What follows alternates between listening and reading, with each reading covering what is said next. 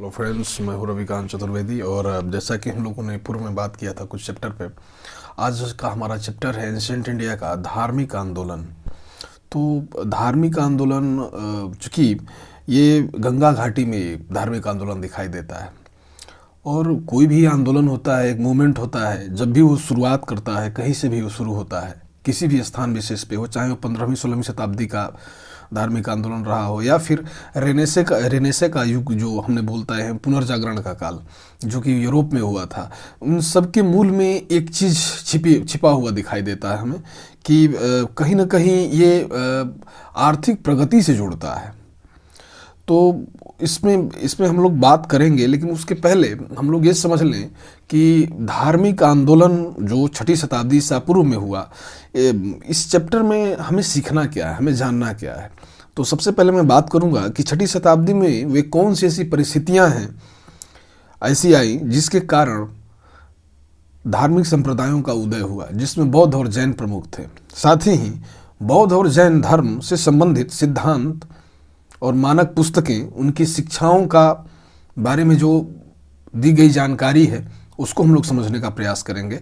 साथ ही हम ये भी जानेंगे कि बौद्ध और जैन धर्म के सम्मेलन और उनके संप्रदाय और उनके विभाजन के क्या कारण थे, क्योंकि उनमें विभाजन भी हुआ। साथ ही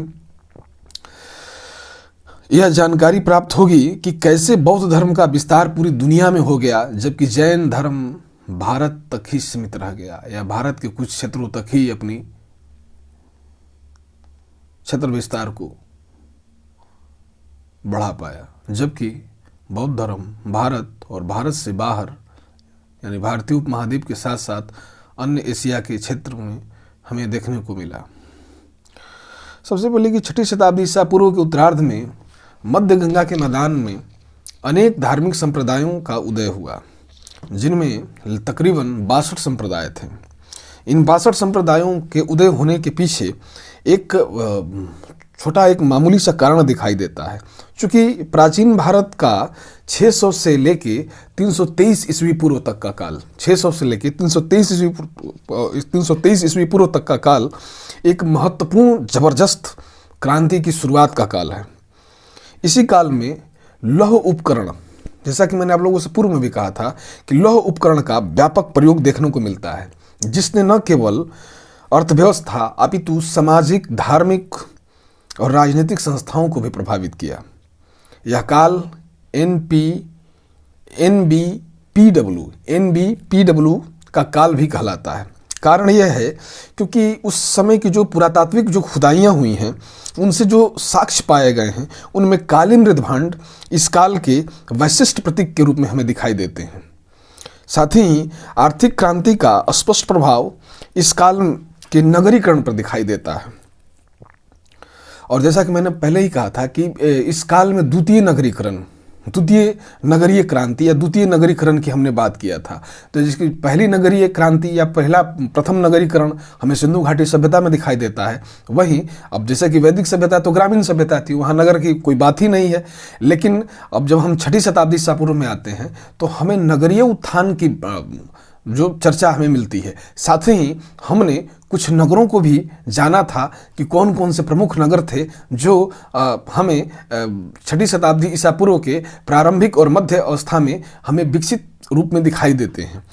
अब हम बात करते हैं कि उस समय की अर्थव्यवस्था, कोई भी आंदोलन हो, कोई भी मूवमेंट हो, इतना ध्यान रखना है कि किसी भी आंदोलन के मूल में आर्थिक विकास छिपा होता है। लोहे का प्रयोग, कहीं न कहीं लोहे के प्रयोग ने न केवल वह कृषि व्यवस्था को बल्कि राजनीतिक और धार्मिक संस्थाओं को भी प्रभावित किया।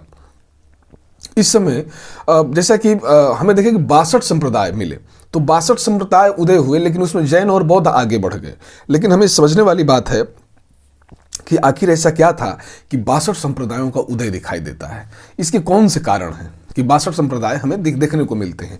तो सबसे पहला जो कारण था कि इस समय जो पुरातन जो वैदिक कर्मकांड चला आ रहा था, जिसमें यज्ञिक कर्मकांड, जिसमें यज्ञीय बलि थी, सो यज्ञ जो बलि थी, जो कि कर्मकांड जिसमें पशु बलि दी जाती थी, यानी भारी मात्रा में पशुओं को आहूत कर दिया जाता था, इस प्रथा की घोर निंदा की गई इस काल में।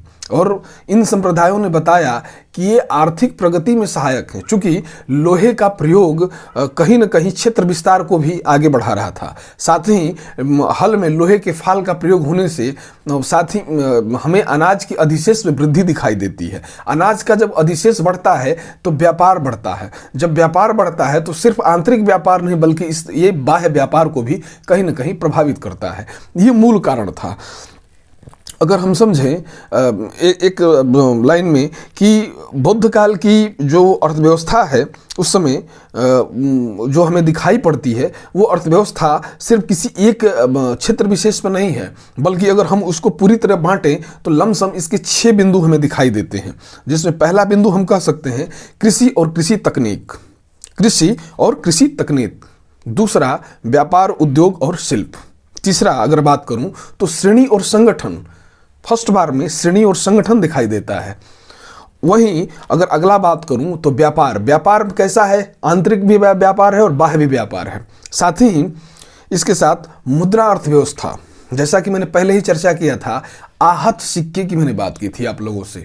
आहत सिक्के क्या होते हैं वो आप समझ रहे होंगे अब कि आहत सिक्के क्या होते हैं या पंचमार्क सिक्के क्या होते हैं, जिस पे मुद्रा का मूल्य अंकित नहीं होता है बल्कि प्रतीकात्मक रूप से मूल्य के जो अंकन होता है वो प्रतीकात्मक रूप से होता है, जिस पे मछली, सांड, वृक्ष या अन्य तरह के जीव जंतुओं या पौधों का चित्र बनाया जाता है जो उसके मूल्य माप को प्रदर्शित करता है। साथ ही यहाँ शहरीकरण दिखाई देता है, यानी कि शहर का डेवलपमेंट दिखाई देता है। जब भी शहर कब बनता है, नगर ग्राम से शहर की तरफ विकास कब होता है, जब व्यापार में प्रगति होती है। ठीक है, एक जन समूह जो होता है व्यापार में संलिप्त हो जाता है तो वो कहीं ना कहीं शहरी प्रगति की ओर ले जाता है। अब मैं बात करता हूँ यहाँ पे कि बुद्ध काल की जो अर्थव्यवस्था में जो सर्वाधिक प्रभावित हुआ वो कृषि का ही क्षेत्र था। लोहे का जो प्रयोग जो उत्तर वैदिक काल में हमें देखने को मिलता है कि उत्तर वैदिक काल में अधिकतर लोहे का प्रयोग शुरू हो गया था। साथ ही कृषि उपकरणों में इसका प्रयोग किया जाने लगा और हथियार के रूप में भी लौह अस्त्रों का प्रयोग किया गया। ये कहीं न कहीं, और ये सारी घटनाएं कहीं न कहीं गंगा घाटी में ही घट रही थी। ये गंगा घाटी का क्षेत्र दिनों दिन विस्तृत हो रहा था, वन भारी मात्रा में काटे जा रहे थे। चूंकि लोहे का हथियार हो जाने के कारण जो कार्य पहले तांबे या लकड़ी के हथियारों से 10 दिन या 15 दिन में किए जाते थे, लोहे के हथियार आ जाने से वो काम कुछ घंटों कुछ दिन में ही पूरे कर लिए गए। ये कहीं न कहीं लोहा इन बाद के लोगों के प्रगति में एक प्रमुख पथ प्रदर्शक के रूप में रहा है। अब चूंकि हम लोगों ने समझा कि गंगा घाटी में उत्पन्न होने का क्या कारण है तो उस पर हमने प्रकाश डाला थोड़ा। ठीक है, अब हम बात कर रहे हैं कि कैसे बौद्ध धर्म आगे बढ़ता है। मतलब बहुत सारे 62 संप्रदायों की मैंने चर्चा की, लेकिन 62 संप्रदाय में मैंने ये नहीं कहा कि 62 के 62 हमें दिखाई देते हैं, नहीं, उसमें कुछ अपनी स्थापना के साथ ही गौण हो गए या ख़त्म हो गए और कुछ काफ़ी दूर तक चले और कुछ का नाम हम आज तक जानते हैं। क्योंकि 6वीं शताब्दी ईसा पूर्व में सिर्फ भारत ही, भारतीय उपमहाद्वीप नहीं बल्कि विश्व का जब इतिहास आप पढ़ेंगे तो आपको विश्व के अन्य क्षेत्रों में भी नवीन धर्मों का उद्भव दिखाई देगा। चूँकि लोग पुरातन और सनातन परंपराओं से उब गए थे, उनमें कई खामियाँ थी, कई गलतियाँ थी और उन गलतियों और खामियों को दूर करने के लिए एक सामाजिक पटल पे एक नवीन आंदोलन चल पड़ा जिसे सामाजिक धार्मिक सुधार आंदोलन का नाम दिया गया। ठीक है, अब आगे मैं बात करता हूं। सबसे पहला जो धर्म हमारा है बौद्ध धर्म, कि बौद्ध धर्म क्या है। तो देखिए, बुद्ध से निकला हुआ है। ठीक है, और बौद्ध का मतलब क्या होता है? बौद्ध का मतलब होता है ज्ञान की प्राप्ति या ज्ञान। ठीक है, कहीं कहीं आपको मिलेगा प्रकाशमय, अलौकिक प्रकाशमय, इस तरीके की भी बात चर्चा हो सकती है। घबराइएगा मत, कुछ भी हो ज्ञान से जुड़ेगा ये। ठीक है, अब मैं महात्मा बुद्ध के बारे में थोड़ा सा आप लोगों से चर्चा करूंगा यहाँ पे कि महात्मा बुद्ध क्या है।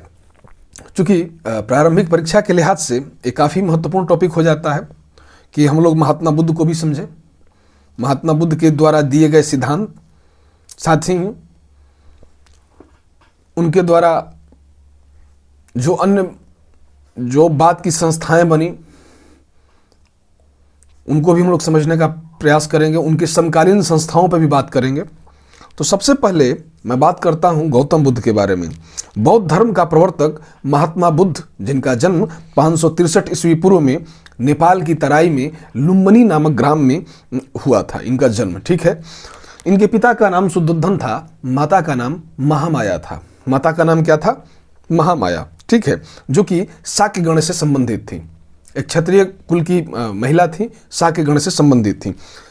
इनके जन्म के 7वें दिन ही इनकी माता महामाया की मृत्यु हो गई और इनका पालन पोषण इनकी मौसी प्रजापति गौतमी ने किया। चूंकि प्रजापति गौतमी के नाम से ही कुछ लोग इतिहासकारों का मानना है कि इनका नाम गौतम पड़ा, जबकि कुछ इतिहासकार कहते हैं कि नहीं, गौतम इनका गोत्र था, चूंकि ये क्षत्रिय कुल से संबंधित थे। और मैंने आपसे उत्तर वैदिक काल में ही और वैदिक काल के समय ही गोत्र सिस्टम को समझाने का थोड़ा प्रयास किया था। अभी मुझे लग रहा है, ऐसा आशा है कि आप लोग मेरी बात को समझ रहे हैं होंगे। अभी भी लोगों का गोत्र होता है, तो आप गोत्र मतलब उसी गोत्र से जोड़िएगा। तो गौतम इनका कुछ विद्वानों का मानना है कि इनका गोत्र था और शायद इसीलिए इनका नाम गौतम भी पड़ा। अब मैं बात करता हूं कि इनका एक पुत्र भी था, ठीक है, और इनका विवाह भी हुआ था गौतम बुद्ध का। जब जाहिर सी बात है विवाह हुआ तभी इनका पुत्र भी था। आप लोग समझदार समझ रहे होंगे। साथ ही अगर मैं बात करूं इनके विवाह की, तो एक शाक्य गण की महिला यशोधरा इनकी पत्नी का नाम है, ठीक है। 16 वर्ष की अवस्था में इनका लमसम विवाह हुआ था और उससे यशोधरा से एक पुत्र की प्राप्ति हुई थी जिसका नाम था राहुल। यदि कदे राहुल का भी अर्थ पूछता है तो राहुल का अर्थ होता है रास्ते का कांटा। क्या होता है? रास्ते का कांटा, राहुल का मतलब होता है। अब इनके परीक्षा के लिहाज से ये भी पूछ लेता है कि घोड़े का नाम क्या है, तो घोड़े का नाम है, गौतम बुद्ध के घोड़े का नाम है कंथक। कहीं कहीं कंटक भी मिलेगा। साथ ही अगर आपसे पूछता है कि सारथी का नाम क्या है, तो सारथी का नाम है छंदक। क्या है? छंदक, ये ध्यान रखिएगा। बुद्ध के जीवन की सबसे जो 4 प्रमुख घटनाएं थीं, जिन्होंने एक विलासितापूर्ण जीवन जीने वाले व्यक्ति को वैराग्य की तरफ मोड़ दिया। इसमें पहली घटना थी कि बुद्ध ने जो सबसे पहली बार देखा कि एक वृद्ध व्यक्ति है। कौन है? एक वृद्ध व्यक्ति। साथ ही जो उनके साथ दूसरी घटना जो थी, जो उनको सम्मोहित करने वाली थी, जो कहीं ना कहीं उनको अन्य समाज और अन्य संस्थाओं से इतर सोचने पे मजबूर कर रही थी, वो द्वितीय घटना थी एक व्याधिग्रस्त या बीमार व्यक्ति, मनुष्य, ठीक है। जो तीसरी घटना उनकी जो सबसे जीवन की इंपॉर्टेंट थी, एक मृत आदमी, एक मृत व्यक्ति का शव। और जो चौथी घटना थी जिन्होंने बुद्ध को काफी उद्वेलित कर दिया, वो था एक प्रसन्नचित्त सन्यासी। यानी कि ये 4 बड़ी घटनाएं और बुद्ध का जीवन बिल्कुल मतलब पारिवारिक जीवन से उनका मोह भंग हो गया और लगभग 29 वर्ष की अवस्था में बुद्ध ने अपना गृह त्याग कर दिया। सांसारिक कष्टों से दुखी होकर, उस समय वो बुद्ध नहीं है, उस समय बुद्ध गृह त्याग करने से पहले सिद्धार्थ है। इसका भी ध्यान रखिएगा। बुद्ध गृह त्याग करने से पहले सिद्धार्थ है। उनका जो पुराना नाम है, असली नाम जो है वो सिद्धार्थ है। तो सिद्धार्थ ने पूर्णमासी के दिन 29 वर्ष की अवस्था में गृह त्याग कर दिया। साथ ही इसे बौद्ध धर्म में महाभिनिष्क्रमण कहा गया। क्या कहा गया? महाभिनिष्क्रमण। बुद्ध के द्वारा गृह त्याग की जो घटना कहलाती है वो महाभिनिष्क्रमण कहलाती है। यदि कदे आपसे परीक्षाओं में जैसे यूपीएससी या यूपीपीसीएस या बीपीएससी में आपसे पूछा जा सकता है कि महाभिनिष्क्रमण क्या है, तो अब आप बताने की स्थिति में रहेंगे कि बुद्ध ने लगभग 29 वर्ष की अवस्था में अपना गृह त्याग किया था और गृह त्याग की घटना ही महाभिनिष्क्रमण के नाम से जानी जाती है। अब आगे जैसे कि मैं बात करूं कि बुद्ध ने गृह त्याग कर दिया, अब इनका शुरू होता है सफर। क्या सफर? कि अब ज्ञान प्राप्ति का क्या सफर है। तो पहले सफर में हम देखते हैं कि ये एक सांख्य दर्शन के विद्वान अलार कलाम, कुछ विद्वानों का मत है कि अलार कलाम बुद्ध से काफ़ी बड़े थे और बुद्ध के जन्म के अवसर पे अलार कलाम ने भविष्यवाणी की थी कि यह जातक या तो बहुत बड़ा सन्यासी या चक्रवर्ती सम्राट होगा। ये वही अलार कलाम है जिनसे शिक्षा, ये सांख्य दर्शन के बहुत बड़े प्रणेता माने जाते हैं और सांख्य दर्शन में इनकी गहरी रुचि थी। प्रणेता नहीं कह सकते हैं, क्षमा करिएगा, प्रणेता तो कोई और है, लेकिन सांख्य दर्शन के एक बेहतरीन आचार्य के रूप में तत्कालीन समय में ये जाने जाते थे। साथ ही ये इनसे वैशाली में मिले। कहाँ? वैशाली में। ठीक है। साथ ही इनके साथ बुद्ध का काफ़ी यानी सिद्धार्थ का वाद विवाद हुआ, बातचीत हुई। बहुत सारे बिंदुओं पे बुद्ध ने प्रश्न किया, लेकिन अलार कलाम की बातों से बुद्ध संतुष्ट नहीं हुए। उनके मन में अभी भी प्रश्न था और तथागत को ये लगा कि अगर वो यहीं रुक जाएंगे तो उनका सफ़र समाप्त हो जाएगा। इसलिए उनके ज्ञान से संतुष्ट न होकर बुद्ध ने स्वज्ञान की तलाश में या स्व अर्जित जो परिमार्जित जो ज्ञान होता है उसकी तलाश में अपने सफ़र को आगे जारी रखा। अब वो पहुँचे तकरीबन बोधगया में। बोधगया में उरुवेला एक नदी है जिसको निरंजना नदी ही कहा जाता है। उरुवेला या निरंजना, कभी भी आपसे उरुवेला भी ऑप्शन पूछा जा सकता है या निरंजना भी पूछा जा सकता है। कहाँ? बोधगया। ठीक है। वहाँ पे लगभग उरुवेला में 27 दिन की तपस्या इन्होंने की और 27 दिन की जो प्रथम तपस्या थी उसमें इनके साथ 5 अन्य विद्वान भी थे। जो 5 अन्य विद्वान थे उनमें पहला विद्वान था कौंडिन्य, दूसरा विद्वान था भादवीय, तीसरा वापह, चौथा असजी और 5वां आंज। 5 विद्वान थे, कौंडिन्य, भादवीय, वापह, असजी और आंज। ठीक है। इन विद्वानों के साथ वहाँ पे इन्होंने तपस्या की। 27 दिन की पहली तपस्या थी। उस तपस्या में बुद्ध को मज़ा नहीं आया, अच्छा नहीं लगा। ठीक है। उसमें क्या हुआ कि एक सैनिक था, एक सैनिक की पुत्री थी सुजाता। क्या नाम था? सुजाता। सुजाता के हाथों से इन्होंने भोजन ग्रहण किया और तपस्या को भंग कर दिया। ठीक है।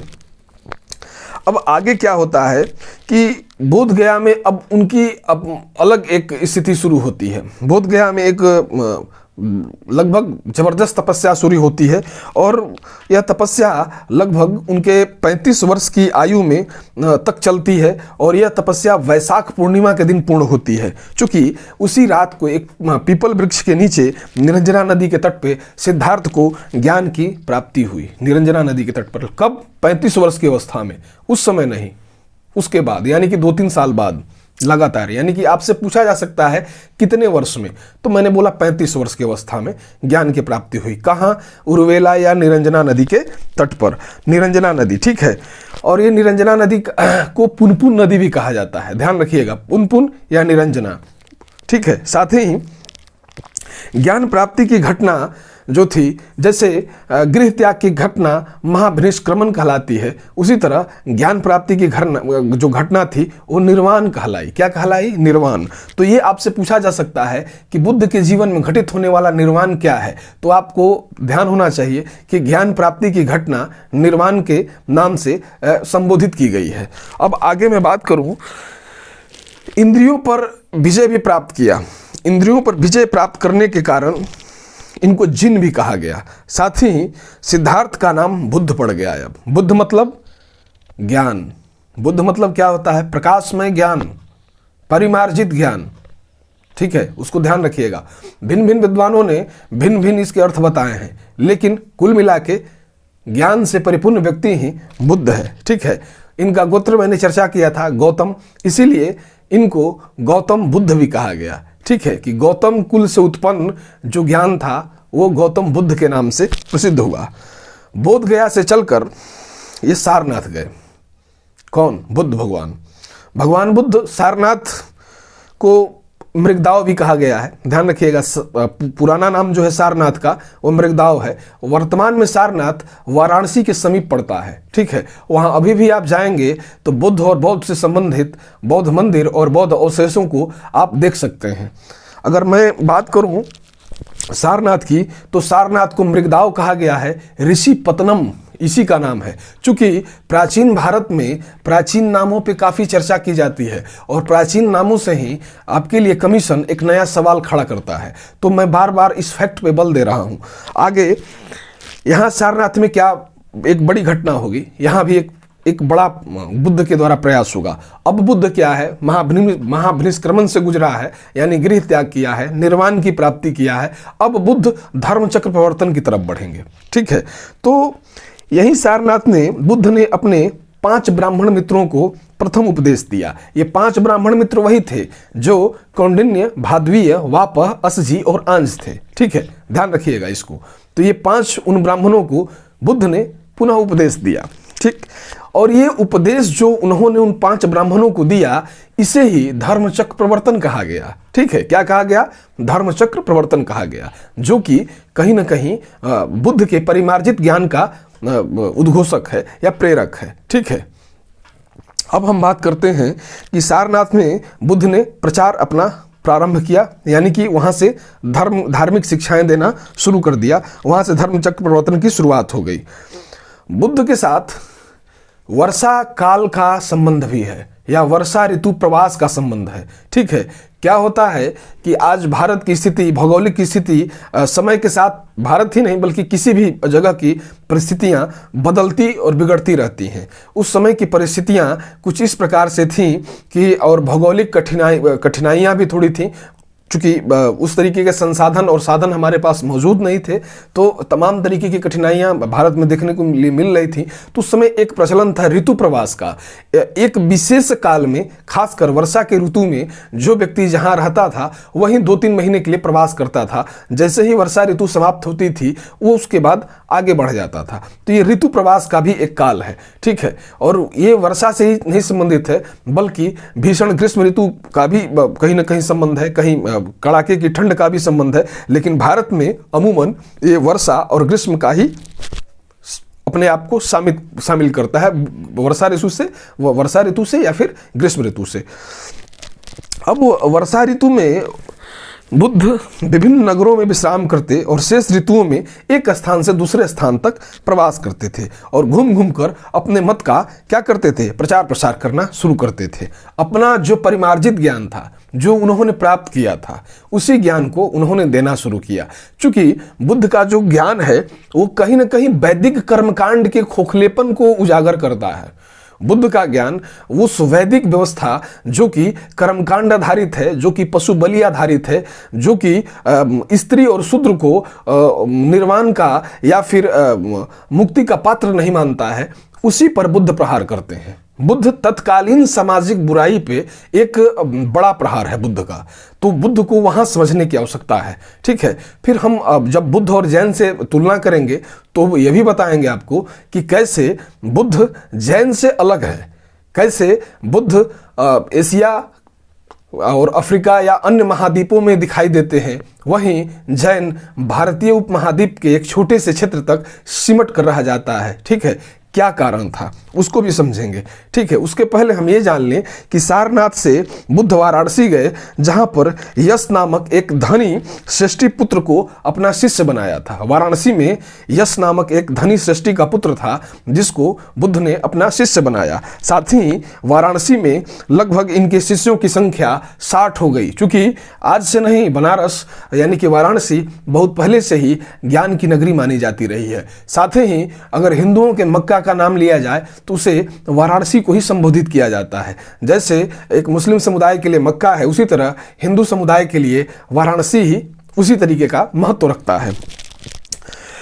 यहीं पर उन्होंने एक संघ का निर्माण भी किया था वाराणसी में ही, जिसका नाम था बहुजन हितार्थ बहुजन सुखार्थ। क्या था? बहुजन हितार्थ और बहुजन सुखार्थ। यह एक संस्था थी, एक तरीके का संगठन था जो बुद्ध के द्वारा संगठन बनाया गया था। साथ ही ध्यान रखिएगा, बुद्ध ने, जब बुद्ध आएंगे तो बुद्ध अपने साथ बहुत सारी चीज लाएंगे। बुद्ध के पहले किसी भी मानव मात्र की भारत में पूजा नहीं होती थी मूर्ति रूप में। बुद्ध प्रथम व्यक्ति हैं जिनकी मानव मूर्ति के रूप में पूजा शुरू हुई है। साथ ही धार्मिक जुलूसों की शुरुआत बौद्ध धर्म से ही मानी जाती है। धार्मिक जुलूस की शुरुआत बुद्ध धर्म यानी कि बौद्ध धर्म की ही देन है। इसके पहले किसी भी धर्म में हमें धार्मिक जुलूस जैसा कुछ देखने को नहीं मिलता है। तो इसको भी आप समझने का प्रयास कीजिएगा, चूंकि परीक्षा के लिहाज से ये काफी इंपॉर्टेंट है और आपसे हो सकता है कि किसी आने वाले एग्जाम में आपसे पूछ लिया जाए।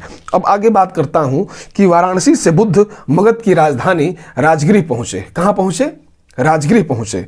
ठीक है, अब राजगृह पहुंचने के बाद बिंबिसार जो इस समय मगध का राजा था, चूंकि बिंबिसार उस समय मगध का राजा था और उनके निवास के लिए एक वेलुवन नामक बिहार, वेलुवन नामक एक बिहार है जो बनवाया गया था। ठीक है, तो बुद्ध का जो प्रथम बिहार था, जो कहते हैं कि प्रथम बिहार जहाँ पे प्रवेश किया वो वेलुवन ही बिहार है, जो बिंबिसार के द्वारा बुद्ध को समर्पित किया गया था।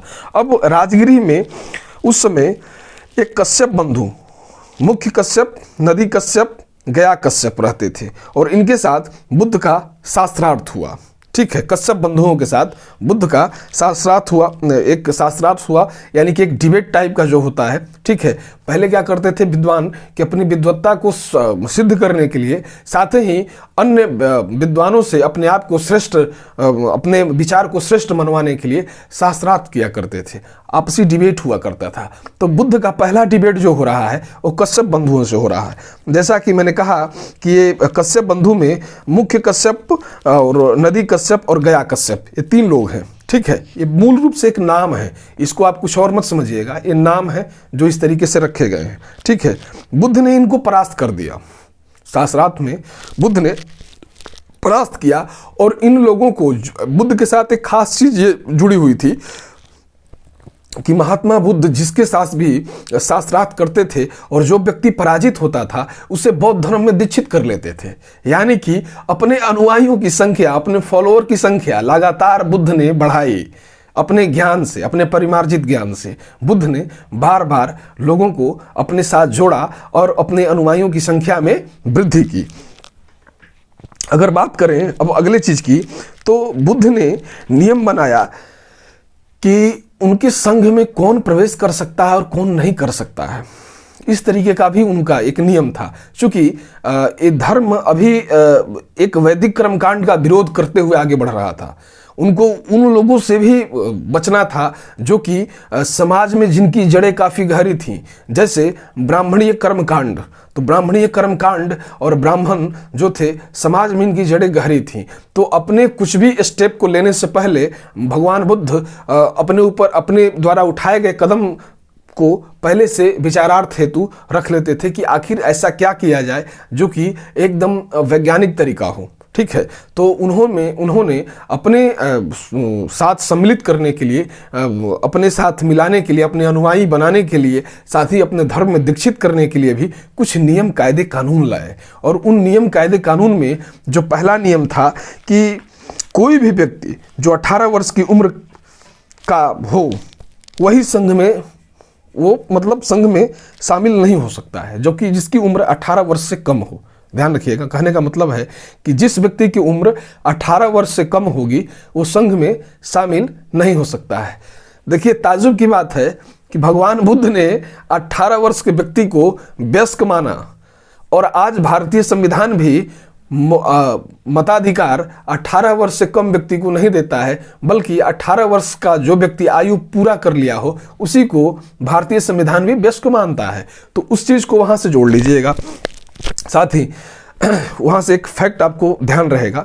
साथ ही अब अगर मैं बात करूँ यहाँ पे अगले चीज़ की, तो राजगिरी में रहते हुए उन्होंने एक बार गृहनगर कपिलवस्तु की भी यात्रा की थी भगवान बुद्ध ने, जो कि काफ़ी इंपॉर्टेंट हो जाता है और आपसे हो सकता है कभी पूछ लिया जाए। कपिलवस्तु में ही बुद्ध के जो आगमन था, आगमन के समय इनके भाई नंदी का राज्याभिषेक होने वाला था। किसके? भगवान बुद्ध के। और नंदी को भी भगवान बुद्ध ने बौद्ध धर्म में क्या किया? दीक्षित किया। बुद्ध ने यहीं पर नियम बनाया कि कोई भी व्यक्ति बिना अपने पिता की आज्ञा के बौद्ध धर्म में दीक्षित नहीं हो सकता है। यानी कि कोई व्यक्ति जो बौद्ध धर्म में प्रवेश चाहता है उसे पहले अपने पिता की आज्ञा लेनी होगी। हाँ, अगर इन कंडीशन, अगर पिता नहीं है तो पिता के स्थान पे जो भी अभिभावक है, उसका चाचा या उसका बड़ा भाई जो भी हो, वो या फिर उसका अन्य उसकी माँ हो, जिससे भी वो चाहे वो क्या करेगा? उससे आज्ञा लेगा। उसके बाद ही बौद्ध धर्म में वो दीक्षित किया जाएगा। कपिलवस्तु में ही इन्होंने अपनी मौसी प्रजापति गौतमी को बौद्ध धर्म में दीक्षित किया, जो कि बौद्ध धर्म में शामिल होने वाली प्रथम महिला थी। यहीं पर भगवान बुद्ध ने कहा कि अब बौद्ध धर्म जो कि कई हजार वर्षों तक चल सकता था, उसकी आयु थोड़ी कम हो गई है। ठीक है, ऐसा विद्वानों का विचार है, मेरा नहीं है, भगवान बुद्ध ने स्टेटमेंट दिया है, कुछ इतिहासकारों का ऐसा मानना है। ठीक है, साथ ही देवदत्त इनका भाई था। आप लोग ध्यान होगा कि आपने एक कथा भी पढ़ा होगा कि सिद्धार्थ और देवदत्त जो दो बाग में घूम रहे थे, और देवदत्त चूंकि थोड़ा क्रूर था तो वो लोगों पे हिंसा करता चलता था, जबकि सिद्धार्थ अपने प्रारंभिक जीवन से ही बड़े ही मार्मिक व्यक्ति थे और दयालुता की भावना थी। तो उन्होंने एक हंस पे तीर चलाया जिसको सिद्धार्थ ने प्राप्त किया और उसका तीर निकाला और बड़े प्रेम से उसे उसके चोटों को सहलाते हुए उसके चोटों पे मरहम किया और उसे जो बाह्य वातावरण में छोड़ने का प्रयास किया था, जबकि देवदत्त ने इसका विरोध किया था। देवदत्त इनका भाई था जिसने संघ प्रधान बनने की प्रबल इच्छा थी। वो चाहता था कि वो संघ का प्रधान बन जाए, और संघ का प्रधान बनने के लिए, उस इच्छा की पूर्ति के लिए उसने लगभग 3 बार महात्मा बुद्ध पे हमला भी किया था। ठीक है, एक मतलब हिंसक एक घटना का उदाहरण मिलता है, कुछ इतिहासकारों का ऐसा विचार है। तीसरी बार की घटना इतनी ज़्यादा क्रूर थी कि गिद्धकुट पहाड़ी से शिलाखंड फेंककर बुद्ध को घायल कर दिया था, और बुद्ध के इलाज के लिए या उपचार के लिए बिंबिसार को, अपना राज्य वैद्य जीवक को बुद्ध के समीप भेजना पड़ा था। तो आपसे परीक्षा में यह भी पूछा जा सकता है कि बुद्ध का इलाज किसने किया था? तो जीवक ने किया था। किसने भेजा था? बिंबिसार ने भेजा था। यानी कि परीक्षा के लिहाज से काफ़ी इंपॉर्टेंट है। अब बात करता हूँ कि राजगृह से वैशाली आते समय बुद्ध ने मगध के शासक अजातशत्रु को वजी संघ में विजय का रास्ता बताया था। ठीक है, अजातशत्रु को, और कहा था कि राजनीतिक हिंसा हिंसा नहीं होती है। ठीक है, यानी कि अजातशत्रु का जो प्रधानमंत्री था वो वसास्कर था। वसास्कर को वजी संघ में फूट डलवाने की बात का साक्ष्य मिलता है, और ये साक्ष्य ऐसा बताया जाता है कि बुद्ध के द्वारा ही ऐसा बताया गया था कि वजी संघ में फूट डलवा दो, जब तक वजी एक साथ हैं उनको हराना मुश्किल है। अगर वजियों में फूट पड़ जाएगी तो उनको आसानी से हराया जा सकता है। ठीक है, ऐसी कुछ इतिहासकारों का विचार है। साथ ही राजगृह से जब हम आगे बढ़ते हैं, यानी कि वैशाली की तरफ आ जाते हैं, और वैशाली में बुद्ध का स्वागत सम्राट की तरह हुआ। एक जैसे सम्राट की पूजा होती है उस तरह से किसी संत की, मतलब उस तरीके से उनका स्वागत किया गया, क्योंकि लोगों का विश्वास था कि उनके आने से यहाँ का समस्त कष्ट और दुख खत्म हो जाएगा। बुद्ध यानी कि अपने आप में एक अलौकिक अवधारणा, एक देवत्व को भी ये प्रदर्शित करता है कि बुद्ध में कहीं ना कहीं वो देवत्व आ गया था। कहीं ना कहीं वो चीज़ें आ गई थी कि लोगों में ऐसी भावना थी बुद्ध के प्रति कि बुद्ध अगर हमारे पास यहाँ आ जाते हैं वैशाली में, तो वैशाली के लोगों का कष्ट खत्म हो जाएगा। वहीं लिच्छवियों में उनके निवास के लिए एक महावन में प्रसिद्ध कुटाग्रशाला का निर्माण करवाया था। ये लिच्छवियों के द्वारा निर्मित है। वैशाली में बुद्ध ने संघ का द्वार महिलाओं के लिए भी खोल दिया, और आनंद ने बुद्ध से ऐसा करने का अनुरोध किया था। यानी कि आनंद के कहने पे ही भगवान बुद्ध ने अपनी मौसी प्रजापति गौतमी को बौद्ध धर्म में प्रथम बार शिक्षित किया। संघ में प्रवेश पाने वाली प्रथम महिला थी, चूंकि वो उनकी सौतेली माता या कहिए प्रजापति गौतमी। ठीक है, साथ ही राजा सुदोधन की मृत्यु के पश्चात कपिलवस्तु में एक शांत सा माहौल हो गया था, और इससे भी लोग व्यथित होकर लोग बुद्ध के पास गए, और बुद्ध ने क्या किया कि उन्हें बौद्ध धर्म में दीक्षित करके उन्हें शांति के मार्ग पे चलने के लिए एक संदेश दे डाला। गौतमी के पश्चात बुद्ध ने क्रमशः यशोधरा, यानी कि यशोधरा कौन थी? उनकी पत्नी। ठीक है, खेमा, बिंबिसार की पत्नी खेमा, साथ ही अम्रपाली, यानी कि वैशाली की नगर वधू, काफ़ी प्रसिद्ध रही है अम्रपाली, तो उसको भी ध्यान रखिएगा, को संघ में शामिल किया गया था। यानी कि यशोधरा, क्षेमा और अम्रपाली, इन तीनों महिलाओं को बुद्ध ने बौद्ध धर्म में दीक्षित किया। अब आगे बात करता हूँ। वैशाली से चलकर बुद्ध भगों की राजधानी सुमसुमागिरी, एक बड़ा टेढ़ा सा नाम है, सुमसुमार गिरी। ठीक है, वहाँ गए थे। यहाँ पे उनका 8वां वर्षा काल बीता था यहीं पे, ठीक है। कौशाम्बी के राजा उदयन ने बुद्ध के शिष्य पिंडोला भारद्वाज के कहने पर शिष्यता ग्रहण किया था, ठीक है। साथ ही घोषिताराम विहार भेंट स्वरूप उन्हें प्रदान किया गया था। चूंकि ये सब फैक्ट है, इनका आप ध्यान रखिएगा कि कभी आपसे पूछा जा सकता है परीक्षा में, क्योंकि आ चुका है कि घोषिताराम विहार किसने दान में दिया था, इसलिए मैं बोल दिया आपसे। चूंकि ये बौद्ध के जीवन के प्रारंभिक परिचय को पढ़ रहे हैं हम लोग। अभी हम लोग बात करेंगे बौद्ध धर्म की शिक्षाओं की, बौद्ध धर्म की प्रथाओं की, बौद्ध संगतियों की, इस पर भी चर्चा करेंगे। चूंकि एक बड़ा सब्जेक्ट, लार्ज सब्जेक्ट है, तो उसको भी हम लोग समझने का प्रयास करेंगे। अब मैं बात करता हूं कि बौद्ध धर्म का सर्वाधिक जो वर्षा काल बीता वो 21 वर्षा काल लगभग कौशल में बीता था। एक कौशल राज्य है, वहीं पे बिताया गया था तकरीबन 21 वर्षा काल। कौशल में अनाथ पिंडक नामक एक धनी व्यापारी ने राजकुमार जेत से जेतवन विहार 18 करोड़ स्वर्ण सिक्कों में खरीद कर बुद्ध को दान में दे दिया था। इसको भी ध्यान रखिएगा, यह परीक्षा के लिहाज से काफी महत्वपूर्ण है, चूंकि इस घटना का उल्लेख भरहुत स्तूप में भी किया गया है, ठीक है। तो भरहुत स्तूप में जो जिस चीज का वर्णन है, ये परीक्षा के लिहाज से काफी इंपॉर्टेंट हो जाता है। कारण कितने में दिया गया, कौन सा विहार खरीदा गया और इसका उल्लेख कहाँ किया गया, इन तीनों ही बातों को आपको ध्यान रखना होगा। तो मैंने बताया है आपको कि 18 करोड़ स्वर्ण मुद्रा में खरीदा गया। अनाथ पिंडक नामक एक धनी व्यापारी ने राजकुमार जेत से जेतवन विहार, ठीक है। साथ ही इस घटना का उल्लेख भरहुत स्तूप में मिलता है, ठीक है। अब बुद्ध के जीवन से संबंधित जो अन्य तथ्य होंगे, हम अन्य जो टॉपिक होगा उसमें बात करेंगे, जैसे कि बौद्ध धर्म की शिक्षाएं, उस पर भी हम अभी बात करेंगे, ठीक है। जो हमारा अगला नेक्स्ट चीज होगा। मुझे थोड़ा सा आगे बढ़ने के लिए थोड़ा समय लगेगा।